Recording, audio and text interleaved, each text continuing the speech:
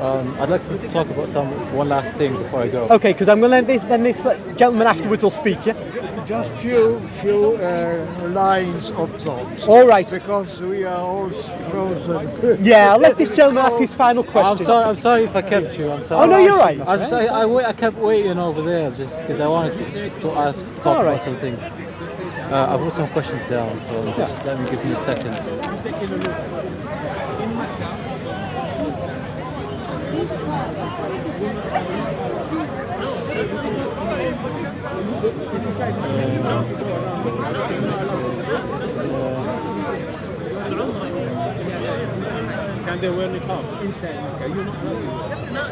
Yeah, I want to talk about some of the prophecies that Matthew uses in the gospel. What was it you wanted to ask me? Some prophecies that Matthew. Oh yes, okay. Yeah, and then I want to. Okay, I'm not going to talk about the other one, and then I'll just let the gentleman speak. Okay. When we think about all right. So when we talk about passages that we think that Muslims think that refer to prophecies about Prophet Muhammad, the usual Christian response is that you have to look at the whole verse and look at the whole context and kind of understand. And I agree with that. But I think when we do that with the prophecies, that a lot of prophecies that Matthew had used, then a lot of them go out the window. For example, we have where is it? Oh, sorry. Sorry, man. You can speak in general terms if you want. Yeah. So. Okay, I remember one. So, for example, you have the one where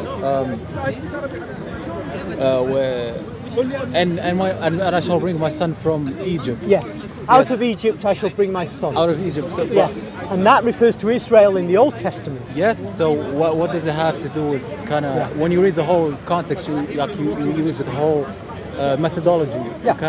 It's not really a prophecy. Out of Egypt I brought my son meant Israel in the Old Testament, yes. But this is a very important principle.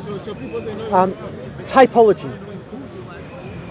Events which have one layer of meaning also have deeper layers of meaning. Yeah. And so, although Israel is referred to in the surface meaning, it has a deeper meaning about Christ. And St. Matthew, being inspired by the Holy Spirit, brings that out. Now, the difficulty here is you have no reason as a non-Christian to believe in typology, to believe that one thing is a type, an example, a kind of hint about another thing. Yeah.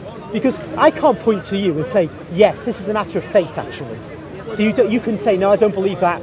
And you can say that Matthew made a mistake, or Matthew is creative. Yeah. Right? That's what I was saying. This is nothing wrong in you saying that as a non-believer. Nothing wrong in you saying that. You don't come to faith by